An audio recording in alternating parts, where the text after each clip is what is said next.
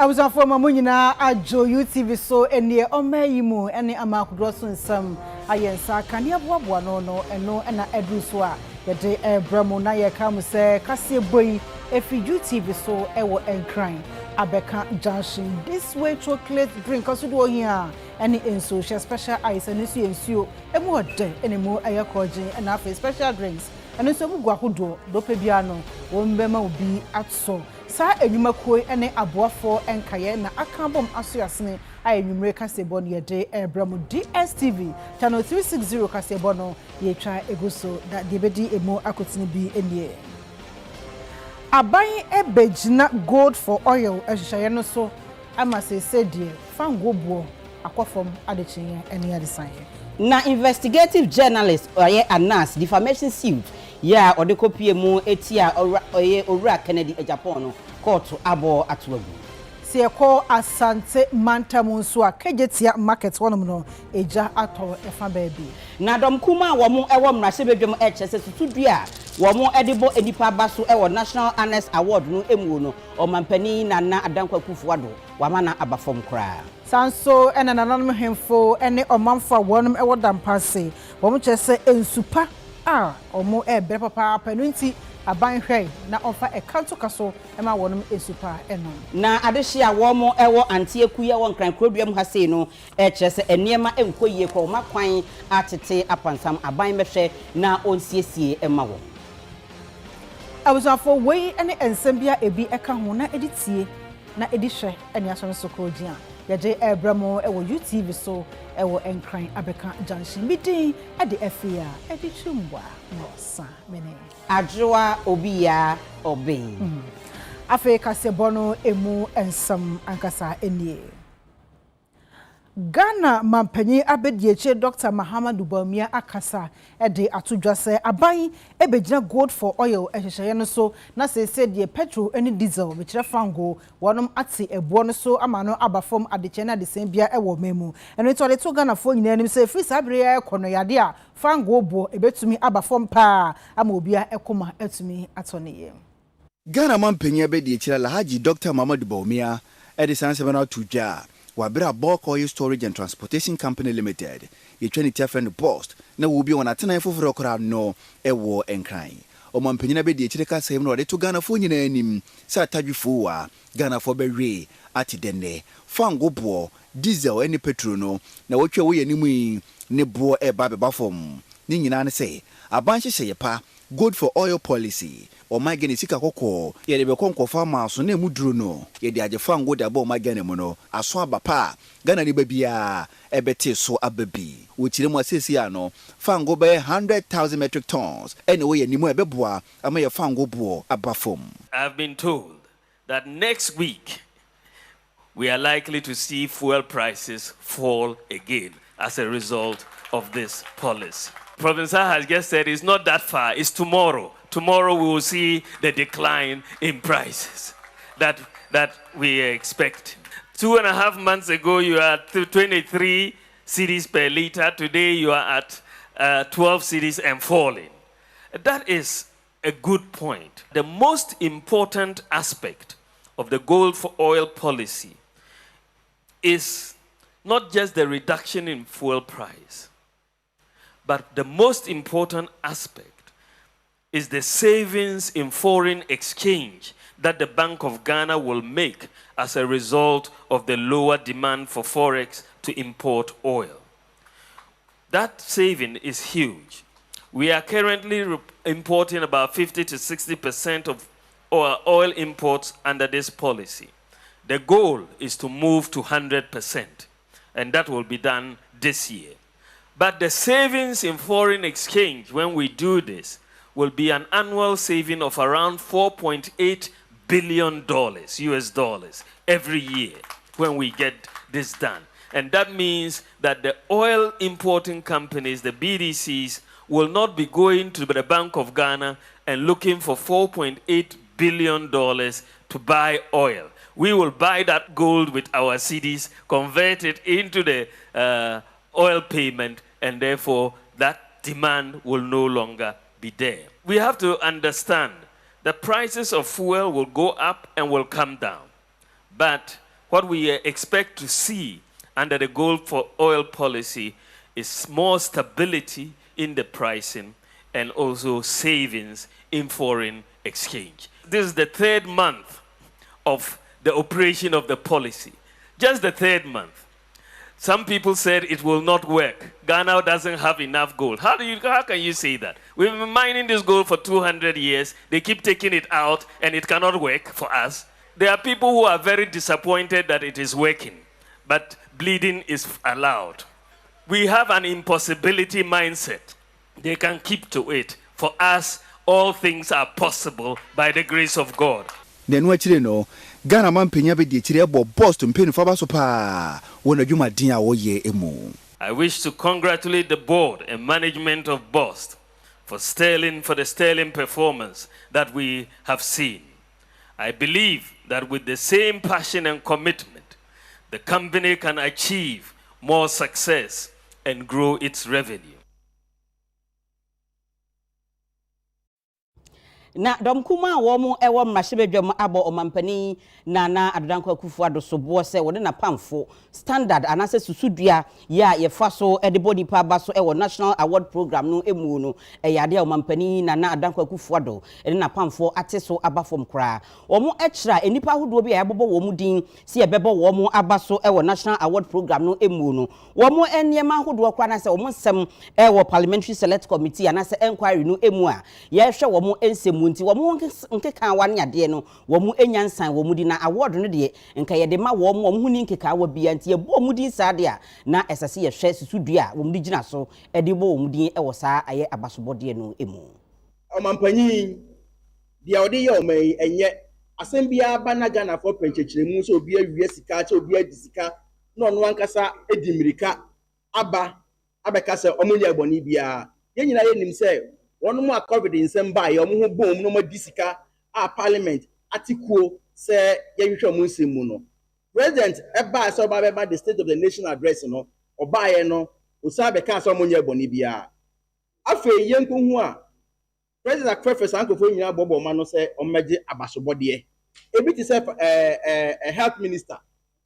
ebi ti se information minister sankofo nyina bobo mu din e auditor general report mu a ye hwe mu nsem mu osima bo ma baso se ye wo abasobode bi ye de ma obi a eye anesefo na doctor for mo de mo nkwa eto ho a omobo nkwa hodo ho ban a ema nipa bebre anwu ene ye wo se ye bo ma baso sankofo na ye wo se ye bo ma baso no omo insurance kra e wo sankomo saka nketenkete no ebepe mene nipa bebo mpimisia ensanka omo insurance enso obi di se nsia sa ye se abo na baso obi di se ekojo ponkroma a ono etua ne hoka ese abo na baso obi di se Frontier Healthcare Services ese abo no mabaso Frontier ye nyina yenim dream di a ombedi ni o man mu ebra covid baaye ese abo mabaso eba ne sa na obi a aka se ene amampanyi na aka na efefe mu nyina mo baaye ene ombedi sa dream yi nti me gidi ye se sa ankofo na ye de sa abasobode na ma mu nyina no e wo se agifiri o mu nsam efi se sa abasobode no e ye Ghana ni monyam a obi a abo ne ho moden asomo man ene ye de ma no Nzao koma sa ankofo yi a ebedu baby no ufuro bi kra sa obo na baso beka sa o ma because obi a kekekra ti obo na baso nti me feel say nkofo bi ti say siyasa are na health minister na information minister there enyi na nimonimu ya enyi mfiro mu nsem fata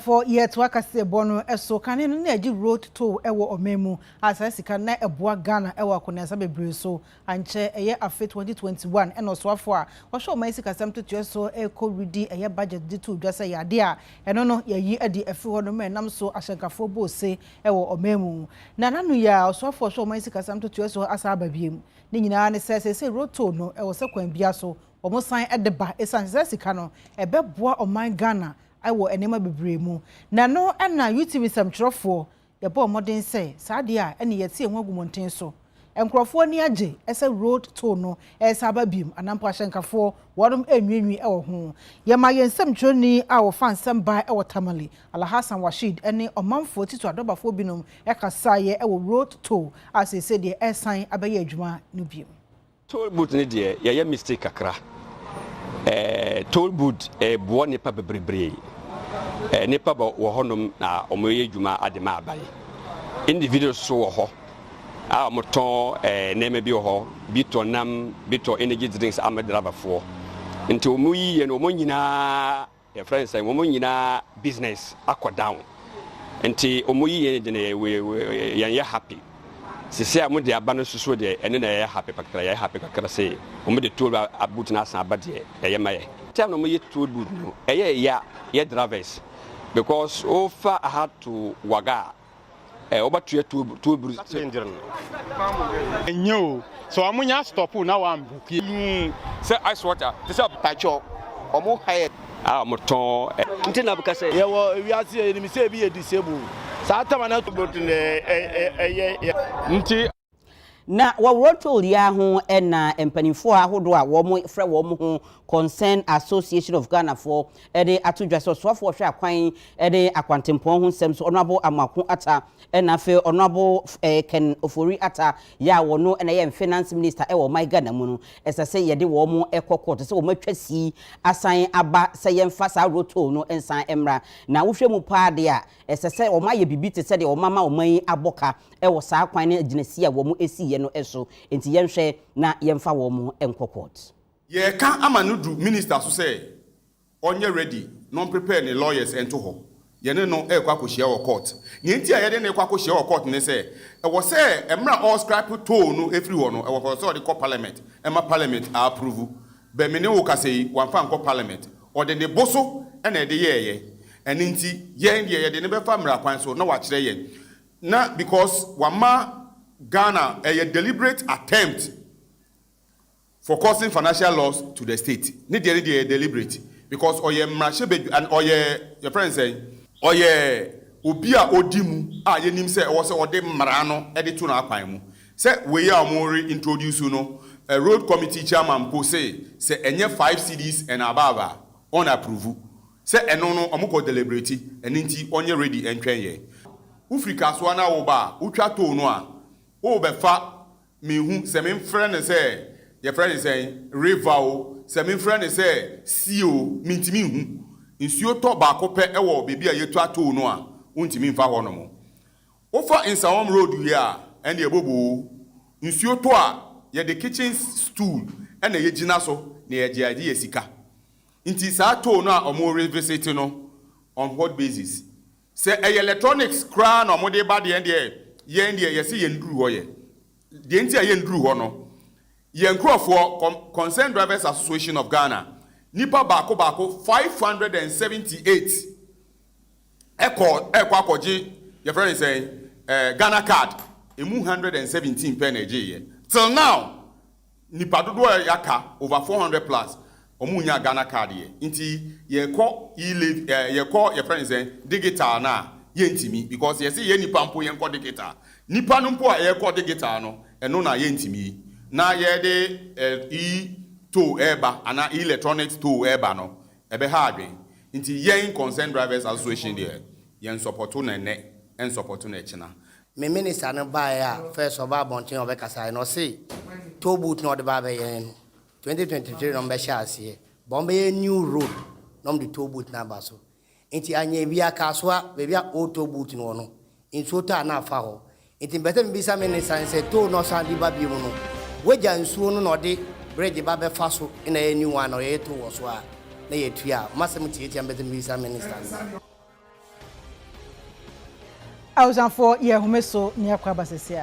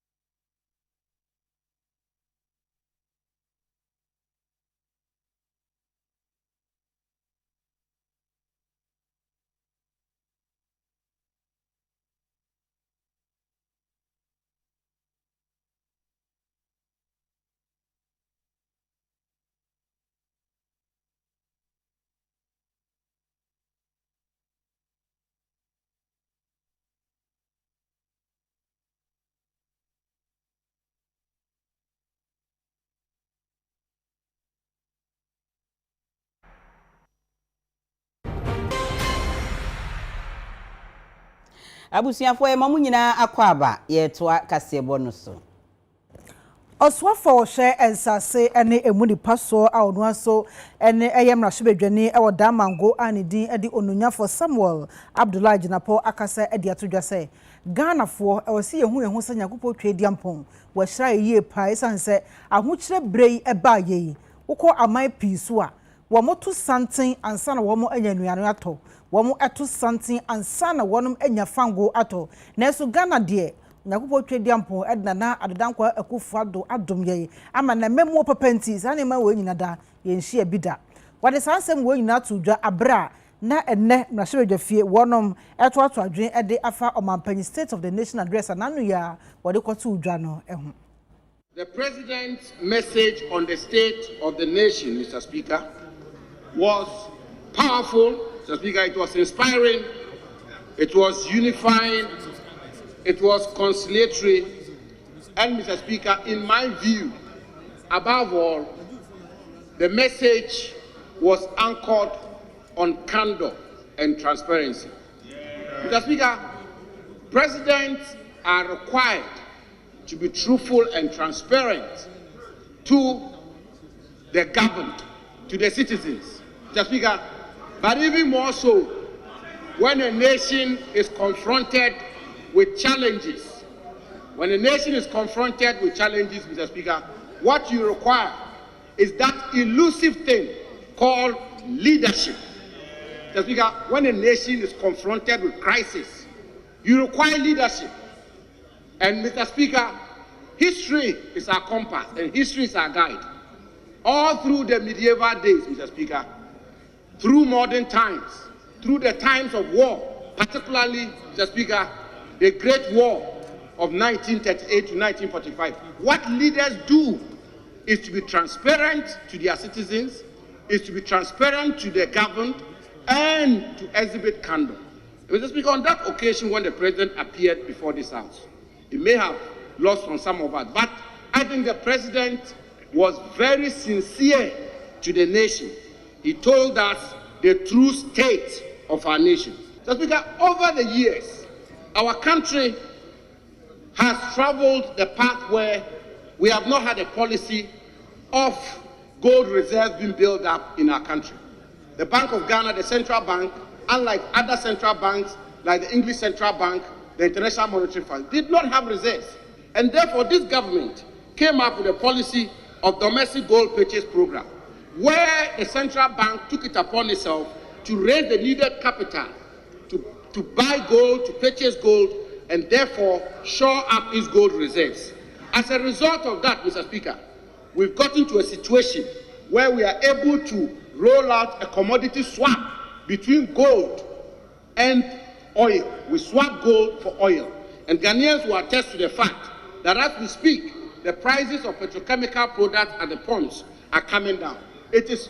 principally, Mr. Speaker, as a result of this innovative policy of gold for oil. And I believe that the Vice President and the President and their government ought to be applauded for this. Yedaswa ewo emrashebedwam ho na emrashebedwam ni ema bodi eye honorable Samson ahi na wade atudwa se omampani na adanko akufuado so na ye obekenkan na ko hwe animu se nsuo hu nsem omampani ebe kasa afa ho nanso ye nyina enim se Ghana ha se miamia bebre ho nsuo hu ayeden pa nti eneyi omampani obekasa anase obekenkan so na wanka bibia amfa nsuo hu dia na ayete se de wasa akapoma wantumi endwamu. Mr. Speaker, we say water is life. So if you have a president who doesn't show interest in water sector, then we have a problem. But I don't blame Mr. President because some time ago, former President Mahama went to Chebi. The chief and the people there at that time were struggling to get water. They requested, they appealed to the president, then Mahama. President Mahama, can you please come to our aid and provide us with water? Then President Mahama said, no problem, because I'm father for all, I will heed to your request. President Mahama came back on the then the Minister for Water Resources, Western Housing, Warren Gardner. and charge Collins Dada to ensure that within 2 years, the people of Chebi will have quality and access to water. Yes. And indeed, Mr. Speaker, today, anytime President Mahama goes to his maternal home, he has access to water, which was provided. Sorry, anytime President Akufo-Addo goes to his maternal home, he has access to water, which was provided by former President John Dramani Mahama. Honorable Atachia must be grateful to President Mahama for providing water to him and his people, so that today, anytime you go to Ashima Abwakwa, you have access to clean, potable water. Water is life. Say thank you to President Mahama. Mr. Speaker, still in education, this very government is a single government that has supplied a lot of vehicles to educational institutions to improve delivery of education. We have supplied 2,718 vehicles from 2017 to date. These vehicles include 33-seater buses, 66-seater buses, 4x4 cross-country vehicles, pickups, motorbikes, to ensure that we have complete delivery. And in education, quality of delivery depends to a very large extent on supervision. So all these vehicles also ensure that there is quality delivery in education. Abzafo yeto akase bono eso abako ntabufo eye Professor Samuel Kobna Anin akasa ede atudwase wo de afi February bosume atutu January bosume mumu a na je se February bosume mu no enema bo etiko fompa esene afi January bosume nimu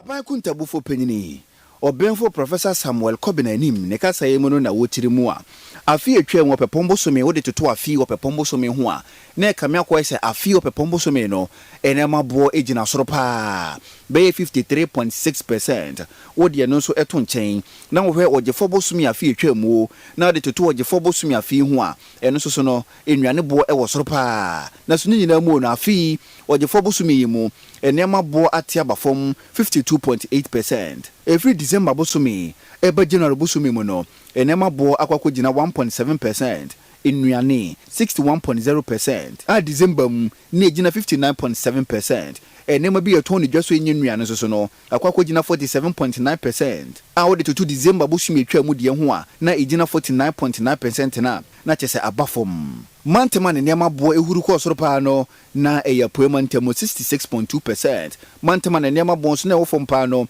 eya fra mantemo ane de no na gina 36.4%. Food and non-food inflation, you the non-food inflation gina 47.9%. That figure ya so na record day was January 2023. But yeshwe food inflation na fema ye hunda wa ba fom kakra osande February 2023 food inflation na 59.1% relative to 61% a record day was January 2023. Ye woda hu there so between locally produced items and imported items or that then gap no more osande in the month of February no you the imported items the inflation now is 62.3 relative to locally produced items are 49.0%. Yeah, disaggregation so from the perspective of 13 divisions now you calculate inflation into you release a headline figure now you food and non-food inflation na nyama ye wono so you the total 13 categories na dam 13 categories in you the transport na inflation was so pa osande the inflation for February 2023 original 70.3%. Into reductions na ye who pumps no oil, diesel and petrol no bus and trotro fares on a year-on-year basis na other items are or transport computation ye who there between February 2022 na February 2023 occurs by 70.3%. Other 13 divisions are recorded rates higher than the national average. Ibini household equipment, ibini furnishing, ibini personal care, and a food and non-alcoholic beverages. Into them divisions in a recorded rate of inflation higher than the national average of 52.8%. Though Tratuni regional inflation, you for the first time Western North ni inflation no also in other regions ni na specifically Western North ni inflation jina 63.6%. Doma Western North ni inflation cost ni food inflation within the Western North region or record inflation rate of 77.3%. Regional ni inflation na all from Volta region ni inflation na 35.4%.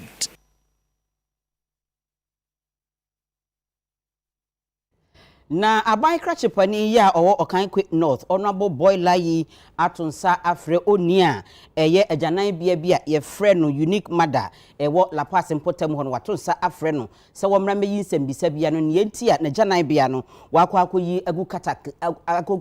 agu gatakɛsie bi mu ewo La Paz Mpotem ho Okan Quick North mensin krachepanyini orumanyafo boiler yi ne kasa yemno na wotire mu a opanyina wo no ena unique mother toilet ayene dia opanyina de dorben afiri sebi na jana bia num akwakoto gata mu ewo La Paz kwa ho pe ene wo fa ho no nya hwene ena da home amafo gi omonan no na sebi ebegu gata mu o kirima be yemre kakra ni ena mensin mpanifo nya ho popoye otu ho na mo pa ne no ena nyakopan abo a unique mother toilet ni wura wakwakoso ne pechi ogina so ede kokobo ema wona wo public toilet nyina so obi bian fa kwampa so na wo fandi ne dwuma sebi okofa kokwasa kwan so e de dro ben koto agya na bia mu koto gatam ne yeso mu a danta wasene ma na on se nkrofo aye se omumma Ghana enju obi aye de ope ha obi fie a orani commercial toilets na me nkwada no nso da bia me empower mu na omun kokrom enkohwe aniama ekoso nti omunya hint say ha say no omu bi omu toilet no agu got akese no nti in fact yanya sa information no some time back nti all the time no we're finding a way of getting to the bottom of nia ekoso no and lo and behold and then answer the mobile no no mbehu how they operate it omubie toilet no na omo a pipe ankasa nso wo ho a de we no kɔ no na sa pipe no awoshi eyi na akɔ nti enra na menya time baha na mpese mudi machi bra because all the time no ye kan crofo njindi ye kan crofo eniama ni bi wo ho a nkrofo eye no uka ye njindi nti mission nkrofo bo say at least ye bema amanfo ahu eniama na ya ye ka ho asem no asem a me ka krom ni say mimi nda until say mimre aso a mekɔ but so long as amiti ho say MC de mi nda wo say eniama we ho ye gyina we so ne akwa akɔgye aboafo nkrato aba ye ba ye beto akasa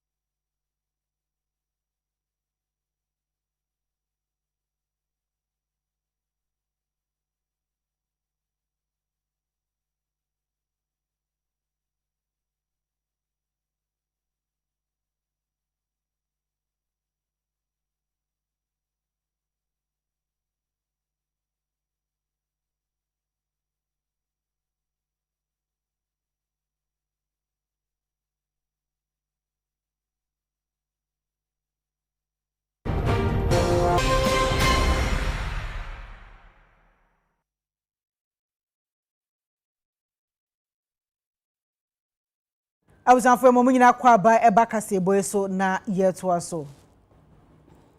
yenya nintie se wachi abrantie bi ewo kasoa Mpotem honom ene wani bo abrantie nanim a wo hwe na ho siesie se de wasi afa no ho ahye ne shoe ahye ne ntade na fire service ni prekope dumja dwuma ni prekope achese ne dress nyina dumja edwuma ko ebi na mo dress yin bi saa no so dress ye na awrekosem ne se saa wo fa no ho saa no a no ne nam krofo empotamu afiefe fikyire de ya wo wie ango ene adwongo we be ka se ho abrantie ufi abefo di wachi papa do mo ha wonso yenkwa ahoma no so na ye ne yensem twani Jacob Kubi entu akase bonus na baby poti asem ne si ye no wonkyire mu efama Jacob so timi nka ma joy me Joseph boko de nyame adom boko de atini sai ene city poti okay yo me da se sisi de onya bo mi di no na kasafo omoyemu ehihie omo na ene de enye kaswa na emom eye mankasim won fifi mountain ekro bi aye fe no tobo ase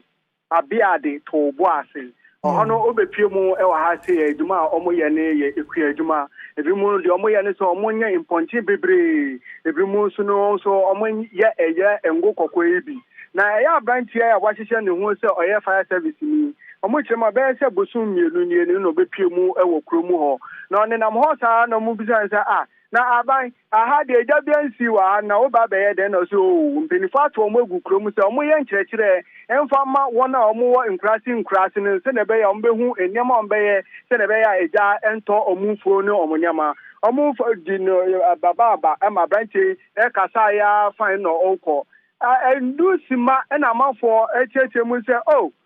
nkrofo bia be wi ayem ponchi o mu de cho fire service papa ya wa hye ne ho se fire service ni fipam waila sa bra oni nkofo na aka bomo o cheche modum ja ho ansem no na wona oni omonam no enenam mfiche nkofo mponchi omatiti egu abobo yemu a omode ko nti ma ye wona omowa abiade tobo ase eye kronimu no omodam hu so pa yi eno na ene wie abranche asan aba kromu ho ma obaya okita bobo ya na wona omo ye enwo no so omo ye enwo no wi a omo wo bia omo de kogu se na be ya ade chi omo nya de gu ka ba ku mu e de akopie mu e wo mankasi edwom abanche abomode akofa abobo ya na waye nwa na wakobu gate no na wasisa enwo ni nyina de gu eye abobo ya nim de ya omo de ba eye emponche krono bo no this time omo mbe wi emponche na ebom enwo na mbe wi aye nti kwan mu omo de kono na wona omo be ho na eye omo de